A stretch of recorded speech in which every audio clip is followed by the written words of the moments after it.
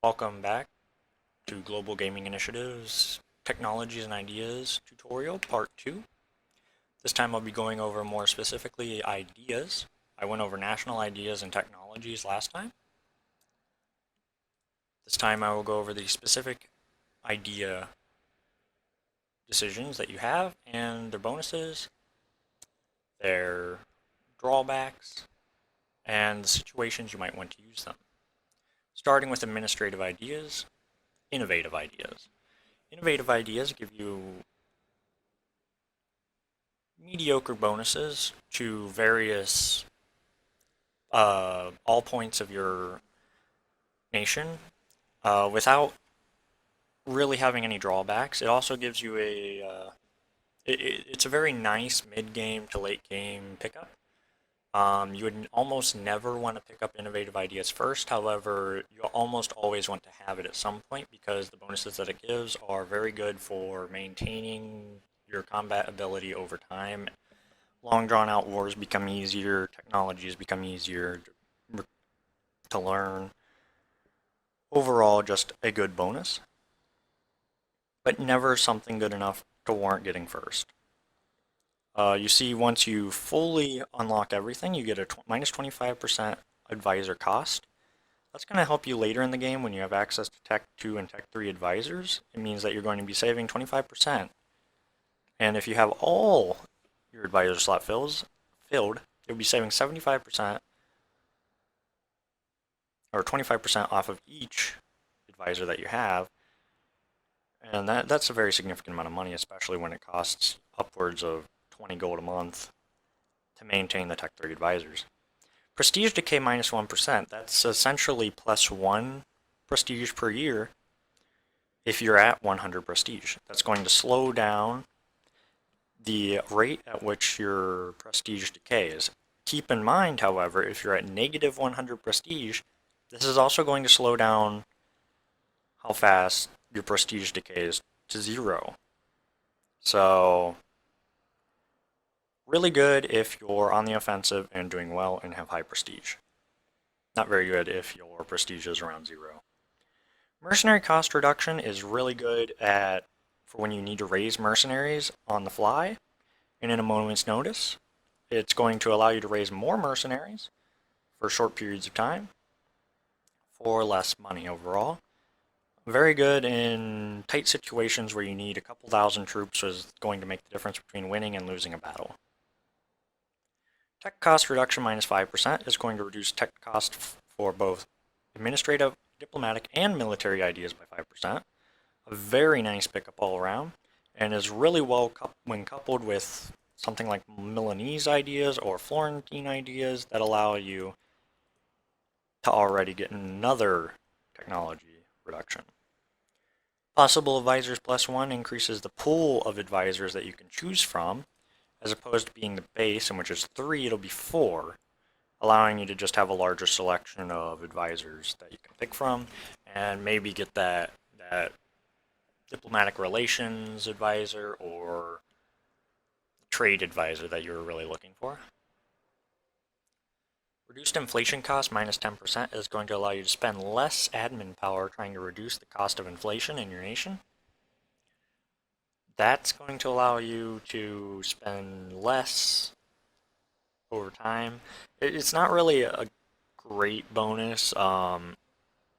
First off, if you're a nation that has a lot of gold mines, it can be useful because inflation curve from gold is fairly high, dependent on how much of your national income is derived from the gold provinces. However, it can be very helpful, especially later in the game when inflation rates can go raise or drop depending. And it's just a nice bonus. It's definitely not a reason to pick innovative ideas though. It's just a filler for innovative ideas. And the real winner, in my opinion, uh, one of 2 reasons that you would want to pick innovative ideas are optimism, is one of which is optimism. A minus 0.05 monthly war exhaustion is going to allow you to stay in the war much longer without having high war exhaustion, and since war exhaustion translates directly into national unrest, that's going to keep you in the war much longer than your adversary for a much lower cost to you. Definitely one of the reasons you would want to pick this up. And then the last one, formalized officer corps, leaders without upkeep +1. That means that you're going to have an additional leader for no cost. And if you're an empire, that means you can have 3 leaders, potentially 4 if your power projection is high enough, without any additional military power cost to you. And that's a very significant bonus because that means the increased chance that you can get a 3-star or a 2-star general without having to spend tons of military points or military power trying to acquire them. Next, religious ideas. Religious ideas are really good when you are a border country between 2 religions.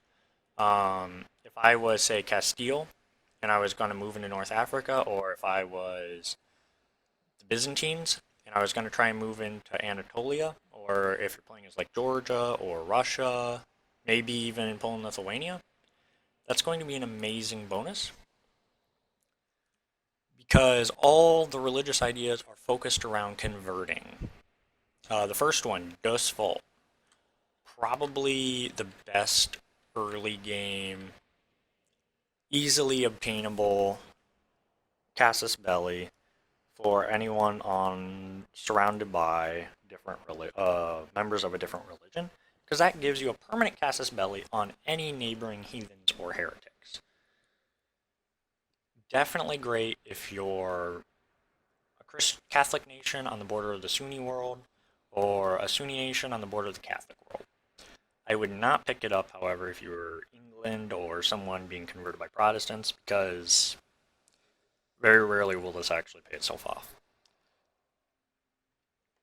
Missionary schools gives you an additional missionary, which increases the rate at which you can convert significantly. It doubles it because you get an extra missionary, allowing you an extra missionary to convert. Just plain and simple. 25% stability cost modifier is amazing, considering stability cost modifiers are directly translated as opposed to multiplicatively translated, allowing me to purchase, instead of 100 admin points to boost my stability, it would be 75. And that's really significant, especially in tight situations where you don't have access to much by way of admin power. Missionary strength with divine supremacy, that is amazing for converting infidels or heathens. It directly translates into the speed at which you can convert them. Definitely one of the reasons you pick up religious ideas. Tolerance of the true faith and yearly papal influence. Yearly papal influence I find on many nations not to be that big of a deal, but it can be if you're remaining Catholic and have good relations with the Pope the entire game.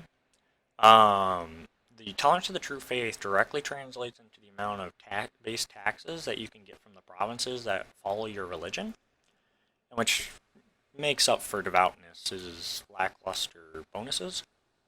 Religious traditions give you a bonus to the yearly prestige, which is amazing. That's going to allow you to have a resting rate naturally of about 20, which is nice. Inquisition, missionary strength versus heretics, that's where you would pick it up to if the Protestant Reformation was hitting really hard or you wanted to convert to Protestantism or something like that. But not very good for converting heathens, obviously, because it doesn't give a bonus there. And the minus 25% culture conversion cost is going to be a nice bonus to converting cultures if you do a lot of culture conversion, which personally I do very little of. Next we have economic ideas, and which are good for not so much providing money, but saving money and making you economically grounded in your nation. If your nation has a lot of production value, economic ideas are definitely the way to go. National tax modifier plus 10%. That's just a good bonus all around. It means you're going to get 10% more money out of your national taxes. And that's calculated out of national taxes, not provincial taxes. Got to keep that in mind. So it's not like you're getting plus 10% off of every province. You're getting plus 10% off of what you would have gotten previously.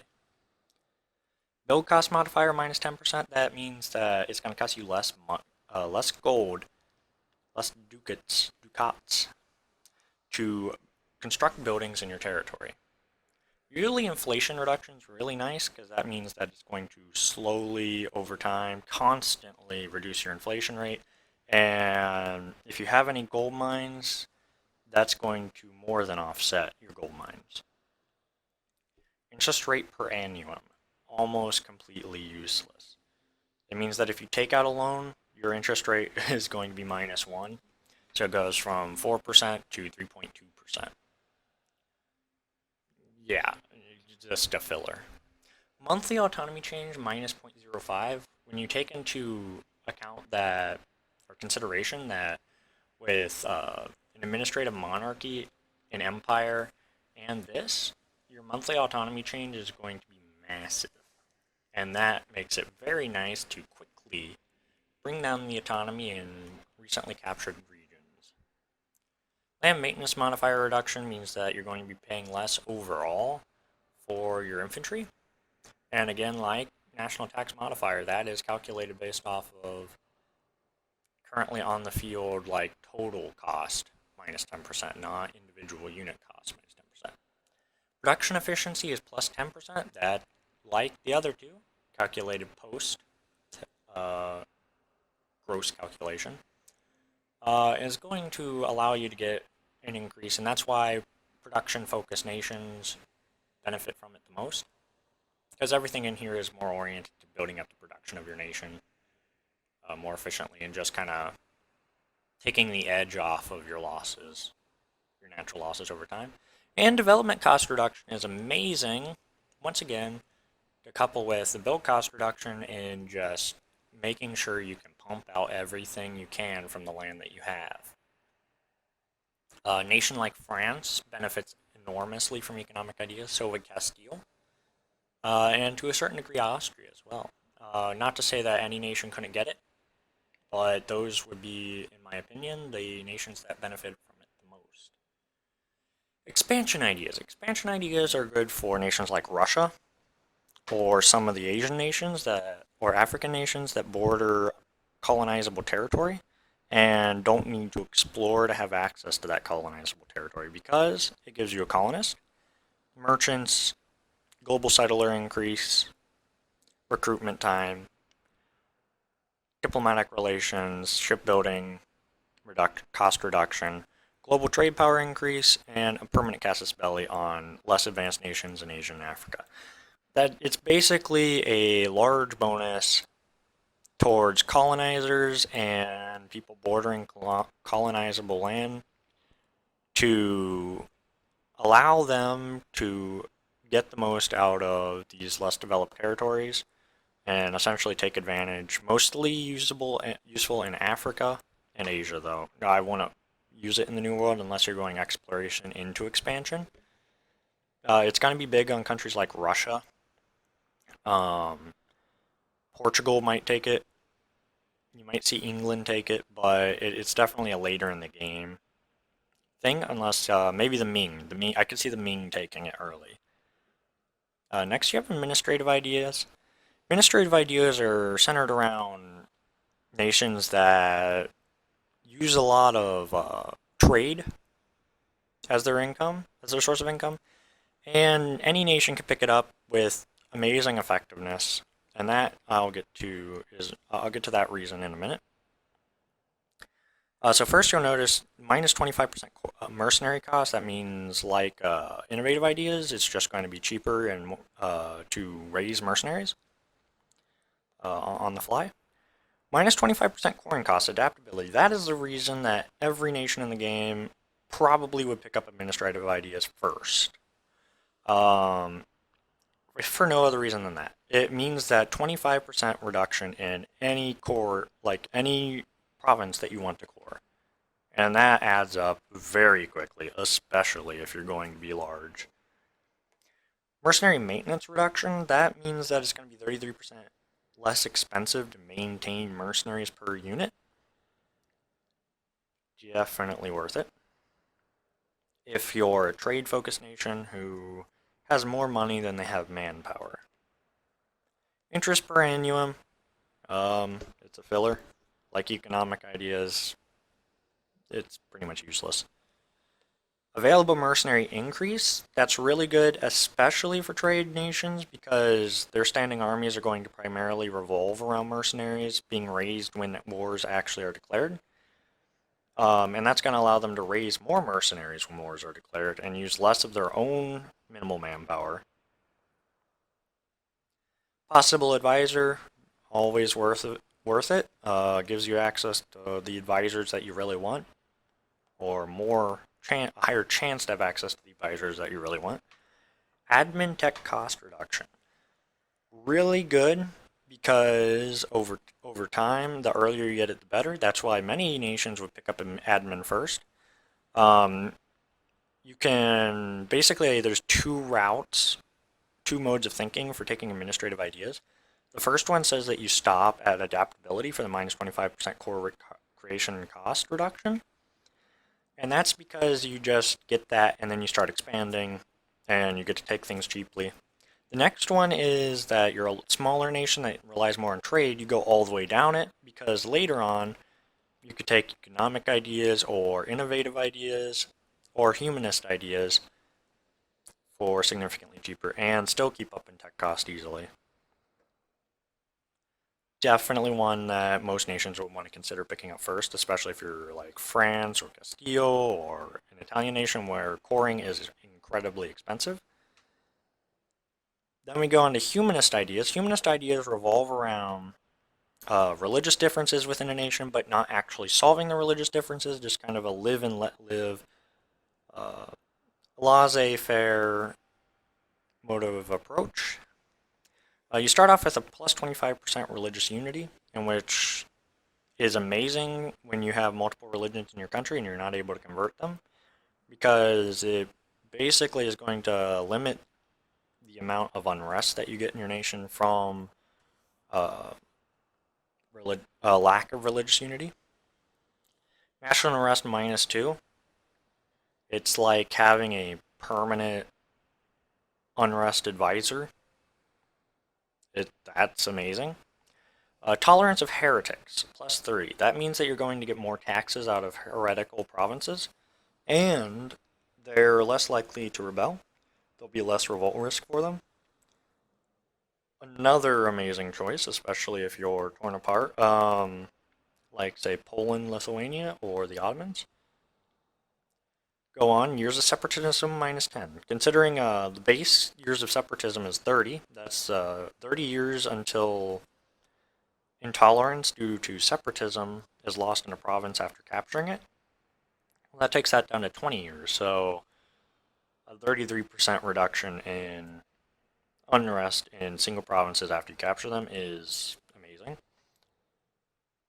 Accepted culture threshold -50% means you're going to find it easier to make smaller cultures accepted, and which is really good considering, thanks to the Cossacks update, you can convert cultures to nearby cultures, not just your primary culture, making it easier to get a large amount of cultures accepted.